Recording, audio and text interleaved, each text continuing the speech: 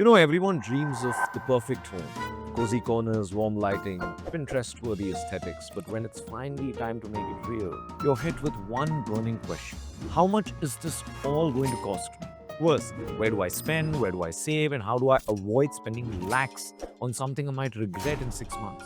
If you're decorating your first home, this episode is your guide. We'll break down not just the what, but the why. So you can make smart decisions and still end up with a home that feels great. Welcome to Interiors Made Easy. Let's talk numbers first. Here's a good rule of thumb. Your interior budget should sit around 10 to 20% of your home's value. So if your house is worth 50 lakhs, your interiors would ideally cost 5 to 10 lakhs. And before you go browsing through sofa catalogs or Pinterest boards, set this number in stone. Because once you start looking at 2 lakh beds, it's very easy to forget your budget-friendly dreams. Part 2. Where your money should go. Now, some parts of your home are going to be the workhorses. They need to last. They need to function smoothly every single day. And cutting corners here is just you signing up for a daily headache. Take the kitchen. It's probably the most hard-working room in your house. Heat, oil, moisture, it goes through it all. That's why when it comes to kitchens, don't settle for those glossy particle boards. What you want is BWR or marine ply. Because unlike cheaper materials, they won't swell up or warp after just one monsoon. Also, those soft close channels, they're not just a luxury. They prevent slamming, reduce wear and tear, and most importantly, save your fingers from getting crushed. And that fancy looking chimney, if it's got poor suction, you'll be scrubbing grease off your tiles forever. A good one doesn't just look sleek, it makes your life cleaner and easier. Part 3. Storage is sexy, but quietly so. Wardrobes are like the quiet backbone of your interiors. You won't get compliments for them, but you will definitely complain if they're bad. Good storage is not about having lots of cabinets, it's about accessibility. Heavy-duty boards, reliable channels, and intelligent internal fittings like pull-out drawers or hidden mirrors, these are the things that make storage satisfying. Sliding wardrobes, they look great, but if you go cheap on the hardware, you'll be wrestling those doors like it's WWE in a year. Invest once, thank yourself every morning. Part 4. The hidden costs you didn't think about. Here's what most people get caught off guard. Electricals and false ceilings. Because it's just wires and lights, right? Wrong. Cheap wiring might save you a few bucks now, but can be an actual fire hazard later. Always go for branded wiring. Havells, Finolex, Polycab. These are not upsells, they're insurance.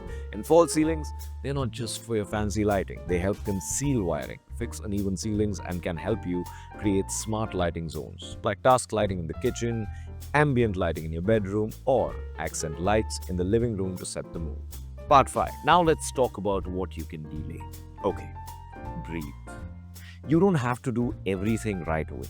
In fact, there are things you should delay, and you'll still have a beautiful home. Painting, stick to clean, neutral tones. Plastic emulsion works like magic. It's wipeable, kid-friendly, and ages well. You can always add fancy textures and wallpapers later. Trust me, your wall won't run away.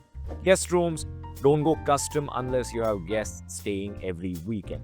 Modular options or second-hand refurbished furniture can do the job just as well for now. And those chandeliers, that one Instagram reel made them look irresistible. I get it. But there are budget versions online that do the exact same job. Lighting is about layering. Use dimmable LEDs, warm lights, and place them well. That's 90% of the vibe right there. Part 6. Smart spending tricks. Now this part. This is where the magic happens.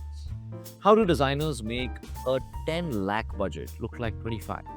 It's not just styling, it's strategy. First, laminates. You'll be shocked at how luxe matte or wood grain laminates can look when used thoughtfully. Use premium finishes in visible areas. Go basic where it's hidden. Second, don't custom make everything. Save your customization budget for high-impact pieces like a TV unit or a bar counter. Beds and sofas, grab them off trusted platforms. Add drama through soft furnishing. Throwers, cushions, lamps. Style is in the layering, not the price tag. And third, modular packages. Some brands offer bundled kitchens, wardrobes, and TV units at killer discounts.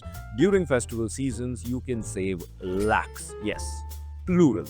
Fourth, ditch the closed cabinets unless you absolutely need them. Open shelves are cheaper, airier, and they double as decor. Just don't clutter them like a college hostel. Part 7.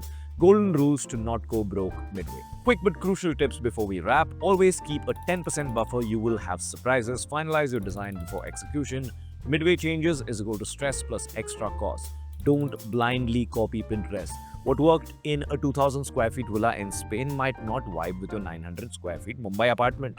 And finally, ask your designer for a detailed BOQ, bill of quantity. Know where every rupee is going. Be informed, be in control.